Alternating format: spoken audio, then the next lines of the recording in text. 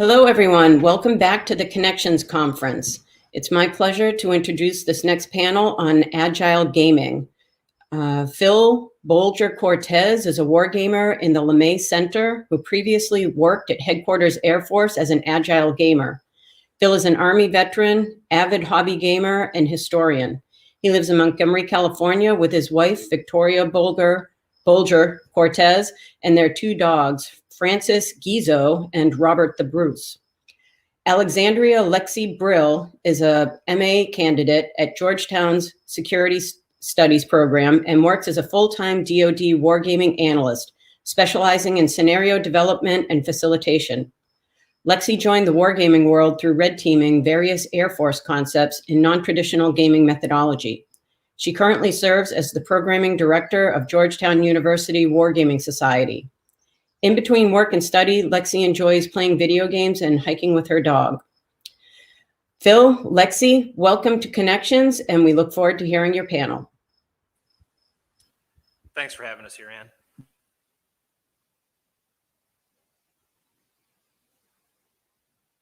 So with that, we'll go ahead and start the brief. So this is a discussion on Agile wargaming. It's what Lexi and I have practiced for about the last 3 years in one capacity or another.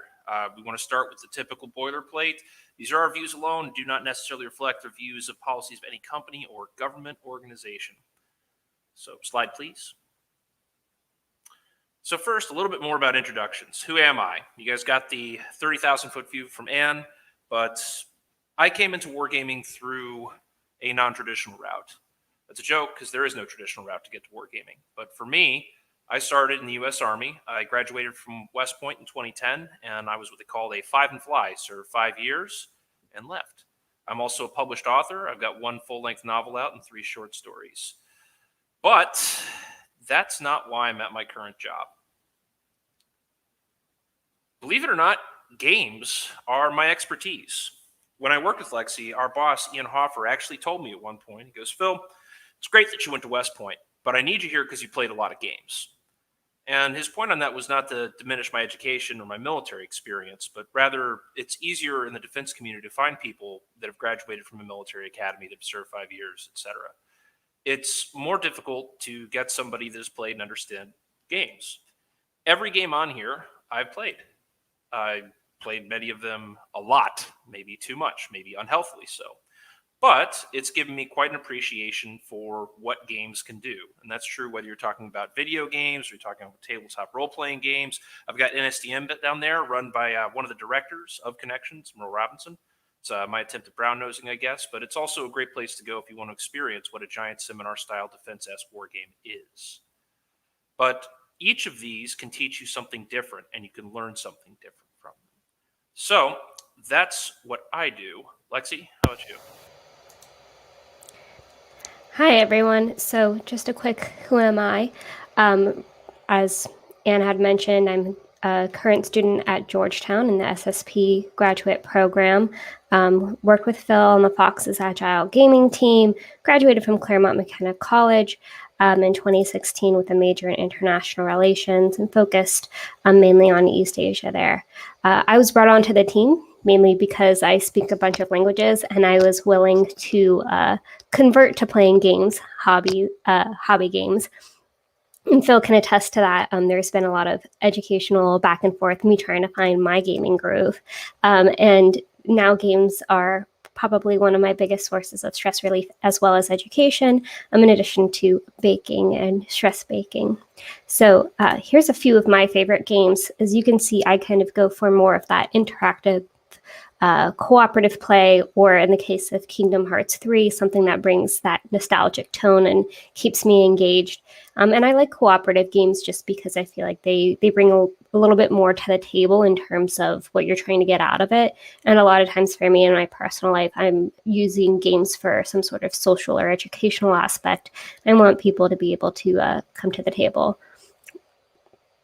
That being said, Don't Starve Together has been my most recent cooperative game, and I've found it quite difficult and actually has started a lot more fights, as Monopoly sometimes does. So with that, Phil, next is you. Okay, so Agile gaming really revolves around making games quickly, and Lexi will handle the approach on exactly how that works. But I want to frame it through how do you take sort of game design principles or what's useful about games that we transform them into Agile war games. And to do that, I have to talk about the meaning of numbers. Where I'm going with this is I've got some counters up right now on the screen. These are from Draco Ideas Help Arrives, which should be fulfilling this month or next month, which is a game about the Spanish Civil War. It's run on their Warstorm series engine. Without explanation, this is just some good artwork and a bunch of miscellaneous numbers. We can make these numbers mean whatever they want, but they are only given utility through the context of the design team. Now, this could be through a rule set. This could be through a model or some sort of an adjudication system, which is what you would find in like a video game. But whatever it is, the numbers by themselves are just numbers. They are inherently devoid of any utility removed from context. If you don't believe me, go over to any amount of hobby games you have, dump all the pieces on the floor, and try to play with them together. It makes no sense. You have to have some uniform sense of context. We find the same thing in the defense community, that when you are translating very complex real-world systems into just a series of numbers, the rule sets you have and what binds them together has to make a lot of sense. This is something that can get very complex very quickly. Trying to account for, say, a numbered Air Force's worth of materiel is incredibly difficult. There's just a lot of it. It's all different, and none of it performs the same function. So trying to develop rules for each and every piece of that can be difficult. For us, we bypass that by abstracting things, and we tell people not to fear abstraction. As the first bullet point says, any game is an inherently abstract system. The parts represent either things from the real world or fantastic things imagined by the designer, ultimately converted down to numbers. So even though the numbers are devoid of context, it is what goes in that helps what comes out. Slide, please. So once you understand what underpins a game, you can understand how it interacts with other parts of the game. Again, this is why my previous bosses have told me it's useful that I play so many hobby games. You learn how parts interact with each other, what mechanics are useful, what mechanics slow down, what mechanics represent something well or something not well, and what to take. These systems are what give the game logic, and this is what prevents it from being just the throw random numbers incapable of interacting with one another. Underlying numbers may be modifiers, they may lead to a table, they may be a resource or track, but they are entirely dependent on what context they're given and what mechanics they're going to work. Most of these numbers can be modified, but some cannot. Some games are strictly deterministic. To use a very simple example, the card game War. The only way you're going to modify the card you draw is if you tie with the other person, and then you get War, you draw more and draw another one, and it's not even really a modifier so much as a redraw. But that's an example of sort of numbers that cannot be modified. Numbers that can be modified, well, your attack in 3rd edition Dungeons & Dragons, that you got your base attack bonus, but then you also have your strength modifier or your reflex modifier, depending on whether or not you're using a melee or ranged weapon, potential modifiers from masterwork weapon, potential modifiers from a magical weapon, potential modifiers from your class bonus, etc. That all of this gives you a different number than what you would otherwise have. Or if you want to make it even more simple, a modified number is counting up an attribute in Dungeons & Dragons. You start with strength 14, but upon advancing, you put it to strength 15. So the game is ultimately going to be played through modifying or adjusting these numbers, counting down a resource track, counting down pieces you have. Use checkers as an example here, where it just boils down to who has more pieces. And lastly, I need to stress this, never underestimate the human factor. Games are only as good as the people that are playing them. If players cannot figure out how to play the game, they are happy to redefine numbers on their own terms. I have watched this happen, both in defense games and in hobby games. You've probably seen this too at any given table. If you play a game that's suitably complex, eventually somebody says, to heck with it, we're just going to home rule this. So that's how that works with interactive systems. Slide, please. So once you understand that you have these interactive systems and you can slap them all together to meet whatever analytic approach that you're going for, the next thing that we spend a lot of time dealing with is the idea of complexity versus fidelity. Every single game design, every one that's ever been made, is a balance between complexity and fidelity. Maybe not some of the most abstract of abstract, but you guys get what I'm saying. I've got two examples here over to the right. I've got Axis and Allies and World in Flames. Axis and Allies is a low fidelity, low complexity game that almost everybody that's been in gaming has played at some point. It's one a lot of people play in childhood. It's sort of the next natural evolution after Risk, and it's a pretty good high-level depiction of World War II. Is it perfect? No. You have things like everybody's units are the same, and a Japanese carrier is exactly the same as an American carrier, or a German bomber is exactly the same as a British bomber. And you can quibble about that, but that symmetry makes it very easy to learn and very easy to play. And it still teaches you a lot of sort of the basics of what happened in World War II. By contrast, World in Flames is a monster game originally done by the Australian design group, and I believe it's been republished under a different firm, but I'm not sure who. It's an incredibly detailed game, incredibly high fidelity, but the complexity is immense. Anybody that's going to play World in Flames with you has to really, really, really like World War II and not have anything planned for like the next 4 weekends. You could take a smaller slice of a scenario, but the whole appeal of monster games is you play them all at once. So the more fidelity you inject into any game, the more complex it becomes. This, in turn, drives demands for how long it takes to run, and frequently in our line of work, it's also the more people it takes to run. To give you an example, if you pitch to a defense client that you want a game that involves a bunch of different warfighting functions, every time you mention another warfighting function, they're going to think about adding more people on there. Lexi and I have worked primarily in the air power domain, so if you mention anything about strike, they want somebody from strike there. The more strike things you mention, the more strike people they want. And they will insist that these different strike subcommunities are not the same. That's fair. They're not. But again, the more you mention it, the bigger that goes. And then if you mention, and we also want something about air refueling, well, now you got to get people from the air refueling community. From a practical standpoint, especially as we found out last year during a COVID environment, this can cause huge effects with the difficulty of travel, because suddenly you have to get all these people to come see you, and they may be able to, they may not, or their bosses won't let them. They really want to, but they can't, or they're just saying that to be polite to you and they don't want to go. And it's all this stuff that means participation for large games can be a challenge. So it's something we think of. I really need to stress that complexity is not inherently evil, but it is inherently time consuming. There is no such thing as a quick, complex game. That is an oxymoron. It is not something that we in Agile Gaming dread, but it is something that we are aware of. The more complexity you build, the longer turns will take, the longer it will take to get anything done. And from a practical standpoint, the longer it will take to teach. A very simple game, again, such as checkers, I can teach to almost anybody. A 10-year-old could learn it. World in Flames, I would struggle teaching that to some adults that I consider to be pretty smart. Not necessarily because World in Flames is impossibly difficult. There's just a lot to learn and a lot to think about. So lastly, automation can mitigate some complexity, but tools and applications have a lot of front-end work to be executable on game day. This ties into a question I've been asked since I got into wargaming. Why don't war games look like video games? And it's worth noting that at this point, field grade officers and even most generals in the are Xers or senior millennials. These are folks that grew up with video games. So they tend to think in that way for, can't this be a video game? I saw that Matthew Broderick film growing up. You guys got some high-tech computer, right? Ha, ha, ha. No. Because that requires coders. That requires people who can take time and who can take a lot of lead up in order to make an executable product on game day. The other thing is, anybody that's worked in software development can tell you, a lot of software is very difficult to modify once you've finished it, at least to modify quickly. Because once you start modifying it, you have to rip open the hood and figure out what's wrong.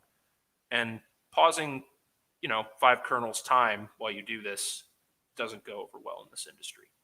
So that's not to discount automation. It's just to say, be careful what you're getting into. We did run games with automation that were very effective. If you have a well-designed tool that you can test out in enough time, it can save you a lot of time on game day. Our first tool that we built was basically a way to prevent us from having to roll on CRT after CRT after CRT. It was basically just a CRT roll-up device. So there is a lot of ways that you can reduce that. But again, that's additional work. It doesn't come from anywhere. Slide, please. So why do we care about game systems? With all of this, there's a pretty strong argument to be made that you don't actually need to get into hobby gaming at all to be an effective wargamer in defense. I've heard that argument, and especially with people that have a lot of experience in operational art. You're talking, post-squadron, post-battalion commanders, people that have commanded ships, stuff like that. They have enough knowledge of how this stuff works. They probably don't need a game system to understand it. But military art as a whole is so complex that no one person is capable of mastering it. At this point, we have 5 warfighting domains, and you could study any of them for a lifetime without ever achieving mastery. They are all incredibly complex in terms of number of systems, in terms of leadership techniques, in terms of control techniques, in terms of how do these systems interact, what counters what, in what circumstances. There's no silver bullet, and anybody that tells you there is trying to sell you something. It's just not something you can do. The complexity is so much, it's not possible for you to learn it all. But the more expertise you can pull from, the closer you will get to reality. A lot of war games rely heavily on you pull as many experts as you want. But this goes back to the travel issue, the location issue. It's tough to get experts on call at all times, especially about weird niche stuff, or in the case of future development, stuff that doesn't exist yet, stuff that's only an idea that might exist one day. So game systems can be a proxy for experts, but only if you can get some kind of expert input and be modified upon review. So it's hard to get an expert on, let's say, cruise missiles to come to your game. But you could probably get an expert on cruise missiles to spend 5 minutes once a week for 4 weeks looking over, hey, this is how we have the cruise missiles acting in the game. Is this correct? Yes, no, mostly. And then you get their sign off, you go to game day, and you play it. The nice thing about these systems of abstraction is they require much fewer people to execute and fewer players to run. The downside is, again, this is offshoring expertise, which can be dangerous. So one of the things that we talk about a lot is make sure you know what's being abstracted and why. So at this point, I'm going to pause in case we have any questions.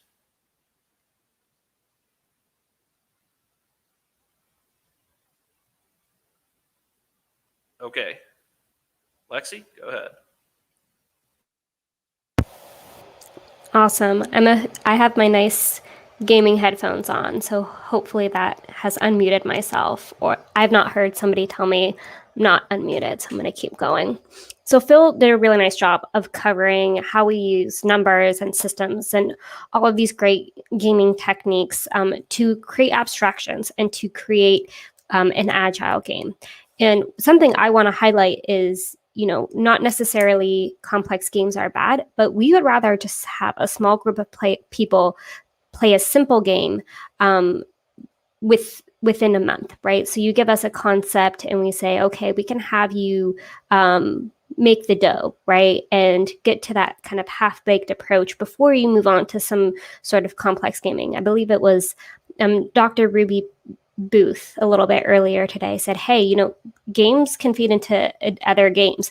That's what Agile Gaming is all about, right? We can create games that feed into other games. We can create games that answer their own questions, or maybe even kill bad ideas.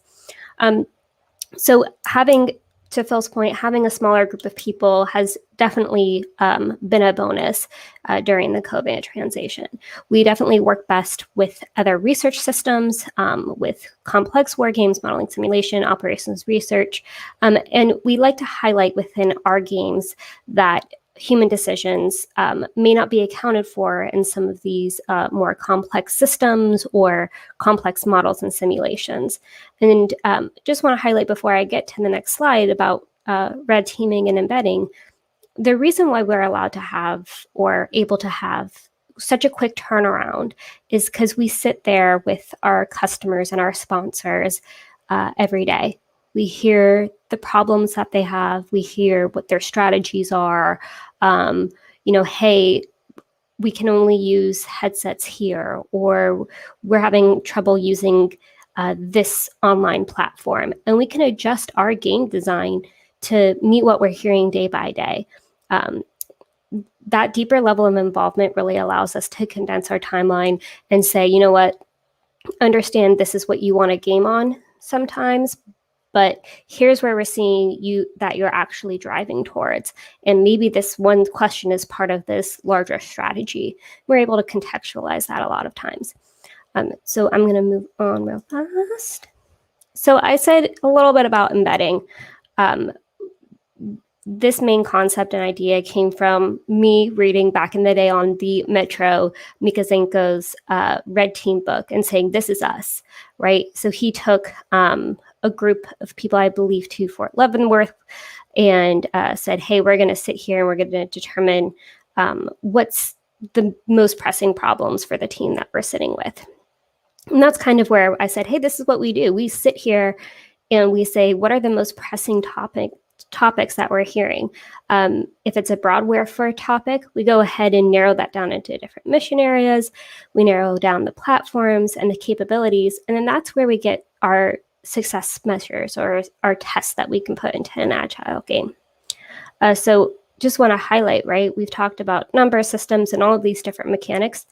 Agile gaming and this quick turn and emphasis on just furthering things along works best on concepts that are newly formed. I like to think of them in like that newborn to pre-K type, or, you know, like when your dog hasn't quite left its puppy phase. And we're getting them ready to transition. We're getting them ready for the big lights, for the big games, and getting them up there and kind of having the thought behind them that they need to have. To that end, a lot of times the hypotheses that are being posed require some additional testing. If this were interactive, I'd ask everyone, show of hands, how many of you did, you know, like your 5th grade science fair and you had to test a hypothesis. And when you got to the end of testing that hypothesis, you realized that the test that you had constructed was actually not going to answer your question or giving you a meaningful result. Because agile games take anywhere from 3 to 4 weeks to design, we have enough time to go back and say, all right, that test didn't work. We'll go ahead and switch it up. Phil and I had a great story where we were actually working on a game and we were supposed to do back-to-back Tuesdays for a game. And what actually ended up happening is even though we got a lot out of our first session, it wasn't quite what we needed. And so over the weekend, we are weekend workers sometimes. We turned the game around and we just built almost an entirely new game. I would say about 85% new game for that next Tuesday, just because we had all of the data there, but the structure of the game wasn't right and wasn't allowing the players to get to their objectives or to test the hypotheses they needed to test.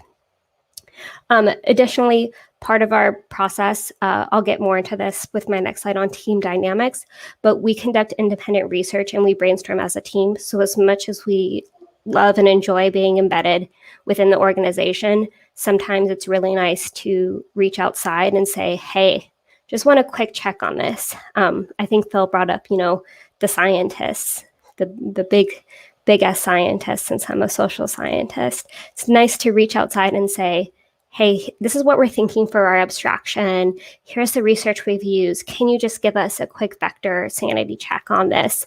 And we use that as part of our brainstorming and designing process a lot.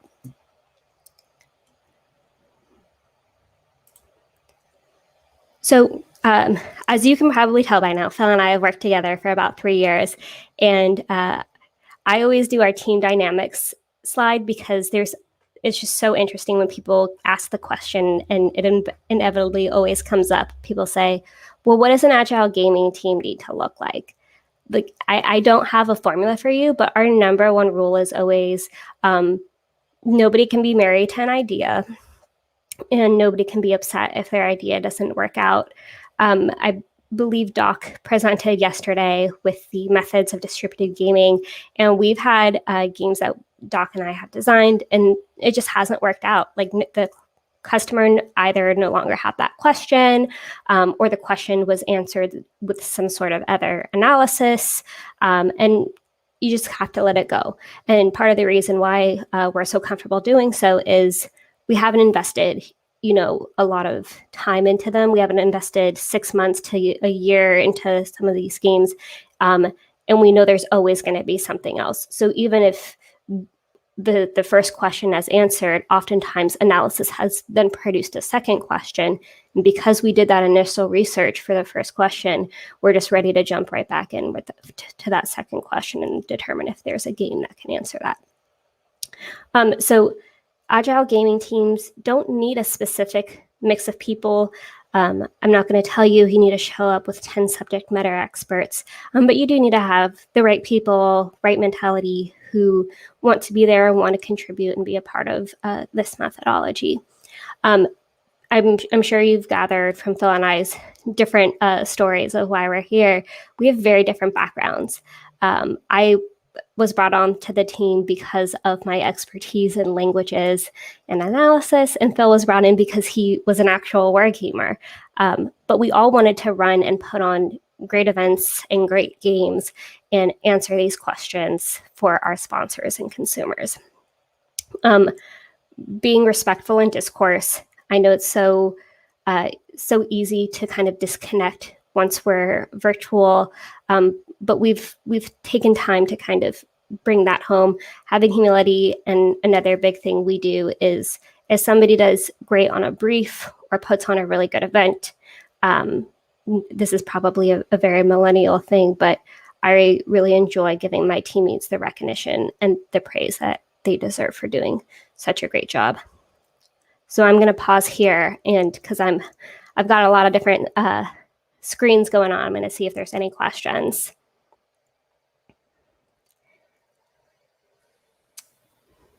Oh man, we're leading with the Warhammer question. Okay, things are serious. So I think everybody's a captive to sort of when they were introduced to Warhammer. It's definitely one of those things that whatever edition you started playing as is always your favorite edition. I'm no exception to that. I started right at the gap between third and fourth, so I have a love for both. Between the two, I think I like third better because I really hated when they introduced Necrons. But they're both pretty good overall, all things considered. The biggest thing is, why does Warhammer have so many editions? Which is, well, it's how they make money. But that makes it tough to keep up with, in my opinion. Lexi, do you have any thoughts on 40K editions? Love it for you.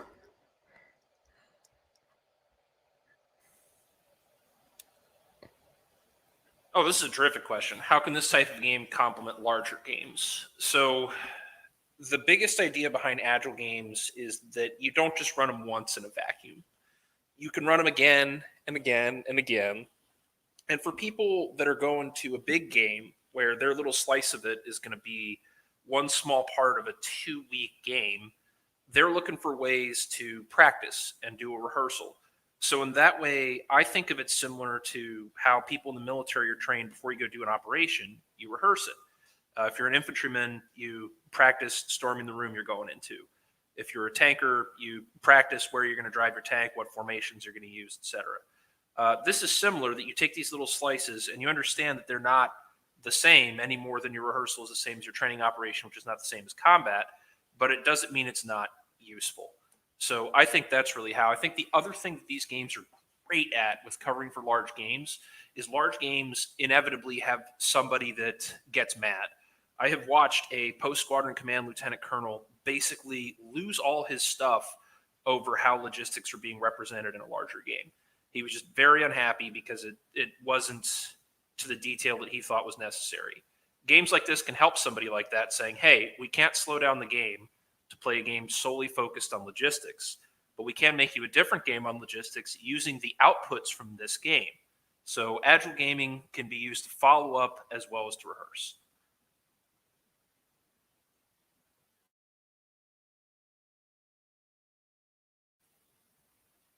Do you think there is a bias against systems that are perceived as too simplistic?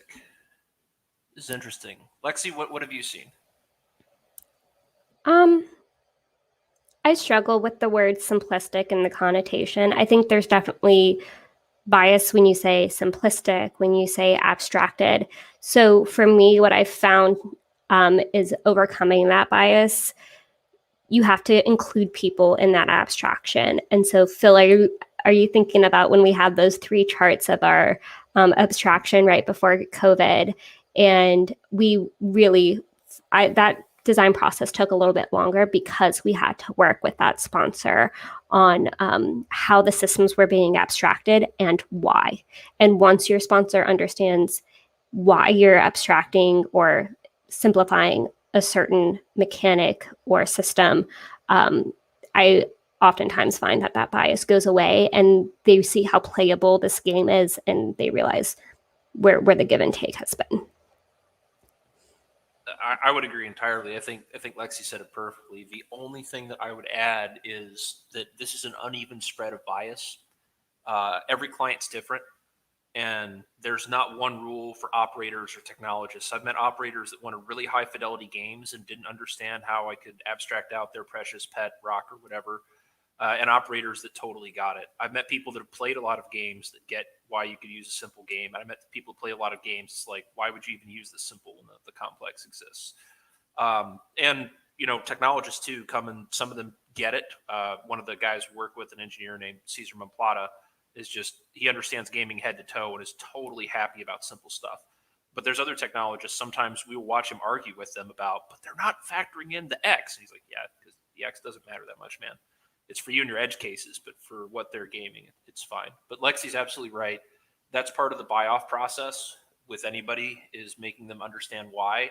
And to go back to something she wrote about the Agile approach, that's why it's important that we work closely with sponsors, which is a difference from how a lot of the larger games work, that you're just not able to do that. In part because sponsors of Agile Gaming tend to be majors and lieutenant colonels, 04s, 05s.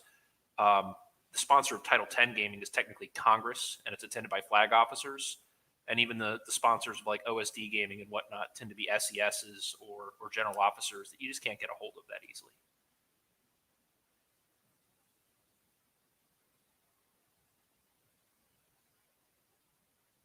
So have we looked at embracing a common platform analogous to D20 RPG and simply swap out the settings/focus? So I assume you're referring to the D20 Glut in the early 2000s, which came around the same time as Third Ed D&D. That had like D20 Modern and the horror settings and D20 Past and all of that. We've looked at that, and with some aspects we've employed, we've had a common game engine or a modified game engine. But generally speaking, there is no prediction in Agile Gaming what the next month's demands will be, and the games are too different. If we make a narrow focused engine about Strike, for example, sure, we can repurpose that for anything we have to do regarding Strike, but under no circumstances could we repurpose that to be a humanitarian relief game. Unless we wanted to make it about, war crimes, I guess, but it's just not. It's not doable because the mechanics are too different. Now, we could theoretically bundle all these mechanics together, but again, in my opinion, I think that's done by the big game guys in a way that's better and higher fidelity. And I don't think this approach would be good for that.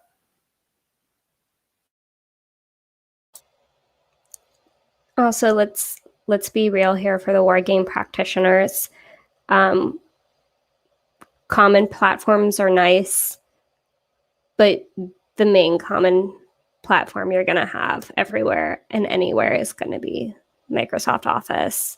It's a really tough pill to swallow, believe me, but yeah.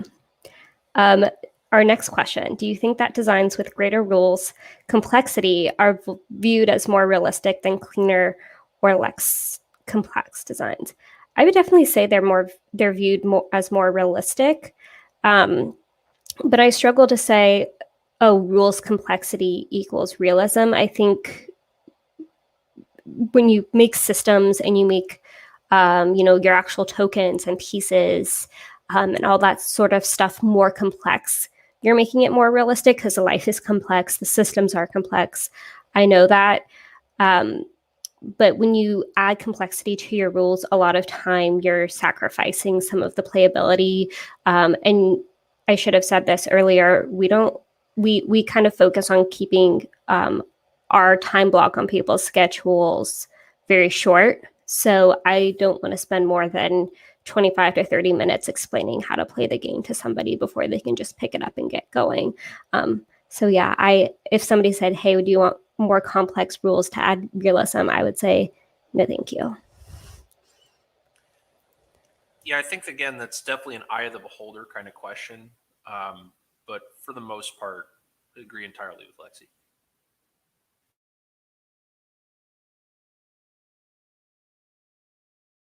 So what role does scenario play in Agile gaming? Something playing in the background or hugely important? So again, it really depends on which Agile game we're talking about.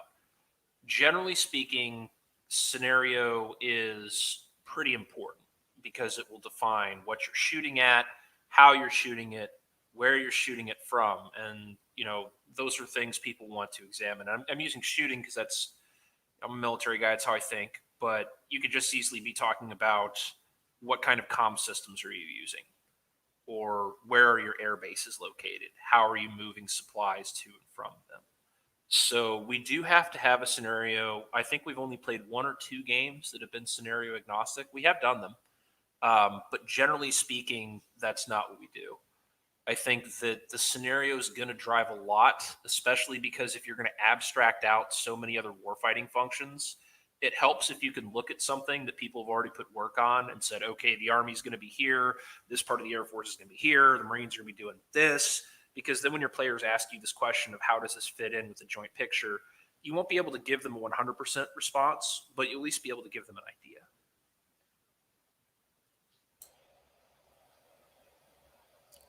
So as the scenario developer on the team, I've found that a lot of times the same questions that we had in a previous game come up in subsequent games. A lot of times people are looking at one problem from a lot of different angles, and the scenario could be that potential problem. I like having it in my toolbox, right? So you talk about different mechanics or things you as a game designer can do to make your game a little bit more realistic or get towards your objectives. And in my mind, scenario is one of those things where I can say, hey, a British warship has driven or sailed. You can tell I work for the Air Force. Into waters, and Russia fired warning shots at it. How do you want to deal with that situation? And a lot of times you can have a messaging component, you can have some sort of strike component, you can have a whole bunch of different problem sets looking at this same issue or the same inject that's happened. So a lot of times I find, hey, we can just roll with what's here and what's been done, and we can all look at the same problem. Phil, do you want to talk about your Librarium Mechanica? Yes. So the Liber Mechanica, which was briefly the Ars Mechanica, but it turns out you can't actually summon anything in terms of mechanics. You have to just look them up, was a file that I made upon leaving my last job to come here to LeMay to hand off basically all the different types of game mechanics that we'd employed over the time that I'd worked there. It didn't capture everything. A lot of times there's mechanics that when we have to make a quick modification or a slap patch, we'll put in. But generally speaking, if they're not related, if they're more related to playability and keeping conversation going and driving insights, and less related to core analytical objectives, we don't prioritize them, which is probably an error on our part, to truth be told. But we only usually have 1 or 2 dedicated note takers. So we really want them to focus on the analytic objectives that our clients are looking for. But yes, we do try to keep that library. So we have specifically a way to refer to, hey, here's all the stuff that works. At home on my home PC, I have a whole bunch of just PDF rule books of various games, some of which I played, some of which I haven't, just to kind of tear through and go, how did they look at this? How did they crack this problem? Excuse me. I'm of the opinion that just about any well-designed mechanic may be able to be repurposed somewhere else. The quick story I will give you here, and this is something I tell pretty much everybody, is I took a game called Burger Up, which is an Australian designed game about making hamburgers. And the core mechanic is that only certain hamburger ingredients can fit on top of each other. We were able to re-engineer that pretty rapidly into a kill chain game because it's the same principle. only certain software can talk to other certain software. Only certain radars can talk to other certain receivers. So the principles in a game about making burgers turned out to be identical in the principles to how would you do a long-range kill chain. Is it a one-to-one? No. Is it illustrative and close enough? Absolutely.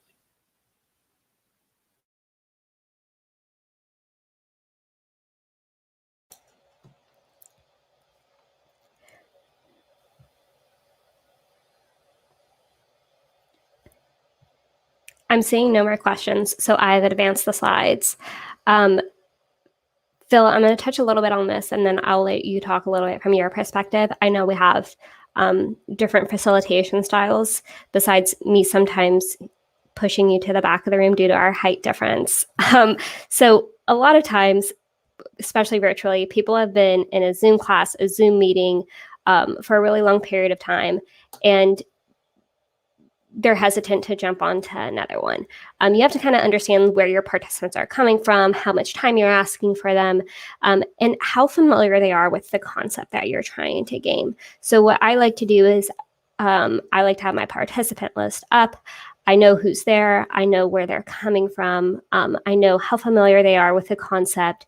I'll do some initial research or talk to them one-on-one before the game, and just make sure that they're comfortable enough either raising their hand or coming up either virtually or in person. And I really want to get full participation. Part of the reason I want to do this is I only have 10 people in the room. These are my 10 data points. And it's a real bummer if somebody has given me their time, but they're not participating in the game. That to me is some sort of design failure. And that's something that I need to go out of my way to address. Phil, anything to add? I think that sums it up pretty well. I think the only thing I would add is that, yeah, you absolutely want to drive engagement because engagement drives insight, period. You can't get useful insights, especially in defense, from bored people. So that means you have to have a little bit of showmanship or a little bit of an ability to encourage people to talk. And actually, it's the bonus round in this. I've got something on that. A bonus round. Mm-hmm. If you keep going through the slides, it's after the COVID transition.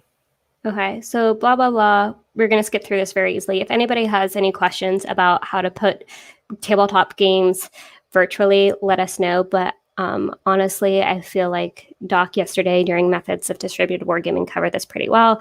And then this is just kind of recapitulating one of my favorite workout shows, which is just the level of irony I enjoy, which is British Bake Off, where if your cake looks nice and it's falling apart, you've now learned you should not make a chocolate cake when it is 96 degrees and humid in the middle of the English summer. It's okay for things to not go as planned. It is okay for things to not go as predicted. You can change your Agile game mid-game. You can change your Agile game for the next session. The purpose is to kind of always have this improvement, and we're making things better, and we're learning mentality going into it. There's no such thing as a failure. I'm going to skip ahead. And Phil, did you want to talk about if an Agile game's for somebody? Yeah, I think we've covered this for the most part, but just real quick, so I say it. That second bullet's really the important one. An Agile game is not really for you in most cases if you're trying to figure out, hey, how does my fighter squadron conduct a training exercise that really gets everybody jazzed? Yeah, I can try to make you a game for that, but honestly, there's better people who've done a lot more training and who've actually flown jets instead of just looked longingly at the sky that can probably answer these better for you. But for a lot of folks, especially with future concepts or very complex things, if you're just looking for, again, 62.5, 70%, 80% solution, that's where a game like this is really going to help you.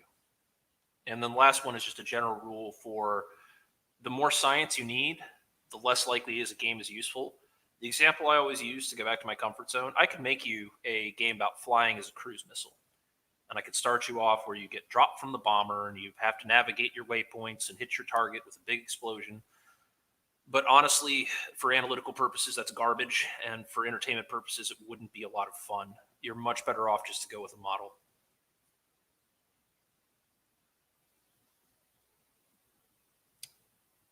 So this is the bonus round. Should wargaming be fun?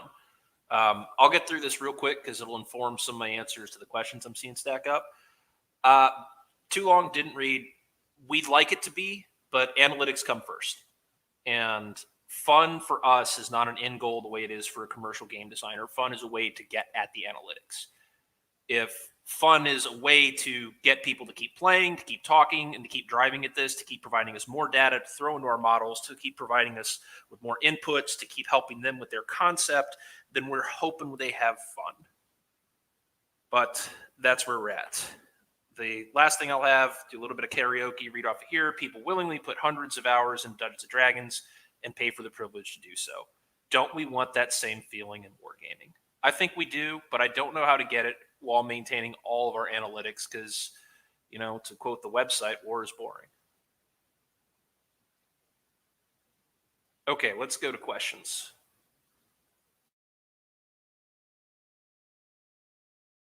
Can game engagement be elicited with various incentives? Yes, to an extent.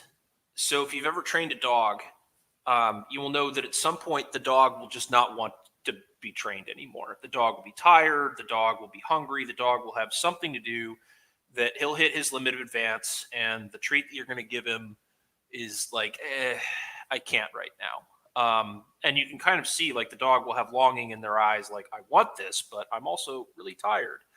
It's the same thing with people and motivation levels. Not to say people are the same as dogs, but it's the same principle that you can only incentivize people so much. If somebody comes to your game with the idea of games are stupid and I hate wargaming and it's not analytic enough and it's not going to answer my objectives and it's run by the MagCom that I hate and all those jerks with the people that they dislike, I can do nothing for you. It really doesn't matter what my incentive is. On the other hand, if you're apathetic or you've just been along for the ride or maybe you're curious, I can absolutely incentivize you to engage more. One of the big ways we can do that is by playing off of sort of the tribal differences within the Air Force. If we have a game where something's going on and we notice the guy from AFSOC is being very quiet, we can just put him on the spot. AFSOC guy, you know, this concept seems like it's probably in your wheelhouse. We haven't heard much for you. What do you think? A lot of times people are just appreciative for the opportunity to speak, especially if you make it clear that what they say will not be traced back to them, which is our standard rule for insights, that unless you tell us to quote you, we will put maybe your organization, but we'll ask about that. Otherwise, it's all Chatham House rules. So that's my opinion on that. Lexi, what do you think? To me, I'm feeling like incentivizing engagement takes away from some of kind of the design work. I think people should be incentivized to be there and be willing to participate once they show up. And to me, if I've gotten somebody in the door, right, like the old salesperson trick, if I've gotten somebody in the door, I've already won 60% of my battle on keeping them engaged. It's then up to me to make sure everything within my 3-hour game is going to run smoothly enough and answer the objectives enough for that person to remain engaged. And I just go back to like my snoop work that I do before a game. I want to know what this person's experience with gaming has been before they show up. I want to know what their thoughts are about the concept. And that kind of drives me as the facilitator to make sure that they're remaining engaged. I do think career incentives sometimes work, but I'm not, well, Phil will disagree. I do like to bring snacks to games, but that's mainly because of my stress baking. But I'm not going to give you, you know, like a piece of candy because you came to a 3-hour game for your concept. You're there because you're getting something out of it and it's going to be helpful for you. You know, that's all I have to say.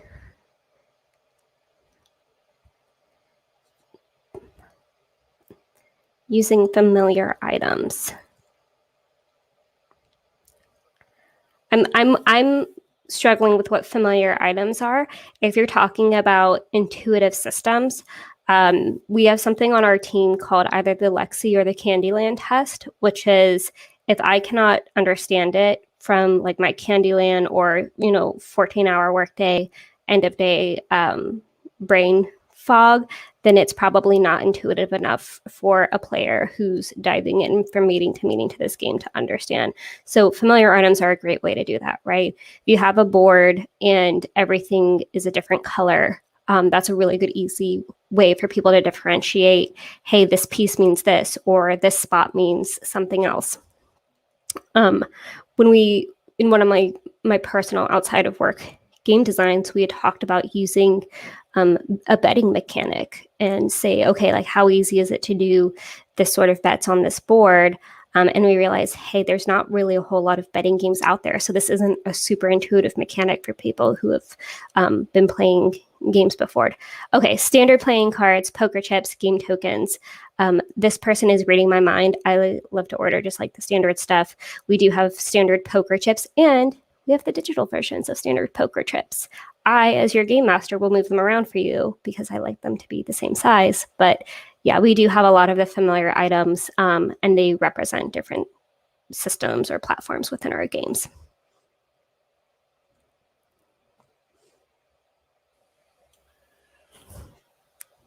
Where do you see the future of DoD going? What can we do to help it reach its future's goals? Writ large, I think that's above my pay grade. In terms of wargaming, I think for DoD wargaming, my belief is that eventually it will follow market trends. And there's sort of 2 or 3 different big trends in the commercial gaming industry. And this isn't a one-to-one comparison just because, again, there's some similarities, but these are very different. We're not trying to sell the record number of copies or provide entertainment at all. We're trying to provide analytic objectives. But in the commercial gaming world, essentially, like if you take video gaming right now, it's kind of like movie theaters where you have tadpoles and tentpoles. You have your big AAA annual releases from studios like EA, Activision Blizzard, etc. And then you have little tiny indie guys that, you know, is 3 guys in their mom's basement, or just like in the case of Stardew Valley, 1 guy that are making out these sort of niche games. In board gaming, it's the playing field is more even, but there's still a few big studios, increasingly owned by Asmodee, which is kind of frightening. But then there's a whole bunch of other people that are able to do quick stuff. I would also say in kind of a meta sense, if you look at how commercial gamers are spending their time, there is an idea, and you hear this pitch from some people within the DoD that like, oh, well, advanced AI and computers and whatnot will render wargaming obsolete. Frankly, I doubt it. Right now, we are seeing an all-time high in engagement for people with pen and paper role-playing games. Even though pen and paper role-playing games, originally came out in like the 70s, and supposedly were going to be obsoleted by the kind of digital dungeon crawl experience you could get from something like EverQuest, World of Warcraft, etc. And that's not to say those games are bad. It's to say that people in the commercial world want both. There's a demand for both. With pen and paper games, you still get a different type of engagement. That type of engagement is the human factor. Eventually, there may be AI that is so good at simulating such a variety of human factors that this becomes obsolete. But if that's the case, I would argue most of the Department of Defense would be obsolete. You're starting to talk about real heavy science fiction stuff there. Hey, Phil, off the top of your head, do you remember the operating or the design budget for Activision Blizzard Overwatch? I do not, but I can verbally tap dance while I Google it. So Overwatch is a first-person shooter that's team-based, usually with 6v6. That's currently running 2, 2, and 2. Is it in the billions though? I'm not certain. We'd asked a specific RFI, but I'm not sure this is open source knowledge, and I only ever got an estimate. But it's very expensive. It's essentially the amount of fielding you have to have for it, and the fact they have their own esports league specifically based around the game, meant that it was improbably expensive compared to the 5-person shop we ran for Agile Gaming. So I think I've answered the question with a question of my own. As much as I enjoy video games, because I can get a cooperative game for $15, download it within 20 minutes on my console, and get playing. It's the amount of design and the amount of effort that goes into it is, one, expensive in terms of time, and two, expensive in terms of money. So Lexi's opinion, just my own, DoD Wargaming is probably going to look within itself, and also I've seen a lot through the Georgetown Wargaming Society that I do with Professor Sebastian Bay. There's kind of this breaking down of some of the barriers between services and agencies to say, hey, wargaming is something we can all do together. And as we look towards the future where things are very integrated and we're in a virtual environment, we have a lot of good opportunities for different services and agencies to come together, both within the DoD and within the whole of US government, to come together and use wargaming as a tool to reach decisions. What has my experience with AFWERX Wargaming been? Sounds familiar. I got to attend one of their, I think it was like an innovation day earlier this year, and I really liked it, but we haven't worked directly with them. For the most part, the shop, the Foxes, is very small and internally focused with only occasional interface with outside. Yeah, I think I sit on a meeting with Matt once a month. Maybe. So yeah, to Phil's point, it's very, very internally focused. But if AFWERX Wargaming wants to talk Agile games or whatnot, whoever posted that question, just shoot Phil or I a message. I would say we're on Discord at all hours of the night. Definitely on reasonable hours. It's your fault. You gave me suzerain. Great game. Highly recommend it to anybody that likes, anybody that wants to know what it's like to be a president of a fictional Middle East or Eastern European country. If there's no additional questions, Anne, I think we can give people 5. Awesome. Well, everyone will give you 5 minutes back of your time. That's the Agile Gaming methodology. So actually, Lexi, before you and Phil leave, I have a question for you. So Phil, regarding an early comment that you made, that numbers don't matter, that they're part of the design, how would you then either validate or verify the correctness of the numbers and how they relate to each other? So that's a good question. The only thing I would clarify is it's the context that makes the numbers matter. For example, if I tell you that a number is 0.9 just now, like I write it on the screen, 0.9, that doesn't mean anything. But if 0.9 is the probability of kill of a new missile you're looking against a desired target, that is now valuable. And you validate that by looking at what is this number trying to represent. So there's numbers that are absolutes, such as that PK, which I should be able to talk to a technologist or a weapons officer or somebody can give me a manual and say the Air Force has tested this X number of times, or we have Y number of models, and they all agree against these types of targets that ideally we go out and literally get a one-to-one target of those and shoot at it. But if you can't do that, you proxy it in some way that they have a reasonable expectation. If the number is less serious than that, like let's say we give something a movement number of 4, and it can move 4 hexes per turn, you can still look at that as a derived number. Well, how big is every hex? How long is the turn? So in this turn, we're assuming that this thing can travel at this speed. That's sort of how you have to check it. Some numbers have to be checked harder than others. Some numbers are so incredibly abstract. Like, to give you an example from the commercial world, in Twilight Struggle, when you commit a coup, you're just rolling against the stability number of a country. Now, I'm sure Ananda and Jason had something in mind when they made those numbers, but how can you check them? You can't really. It's ultimately a judgment call for which nation is more inherently stable than one another. And the numbers that come out are just numbers on dice. So you can't really double check those. And there is a finesse to learning which numbers you have to double check and which you don't. Our general rule of thumb is that if it's any number interfacing with a technologist, we double check, we get the scientific or engineering background.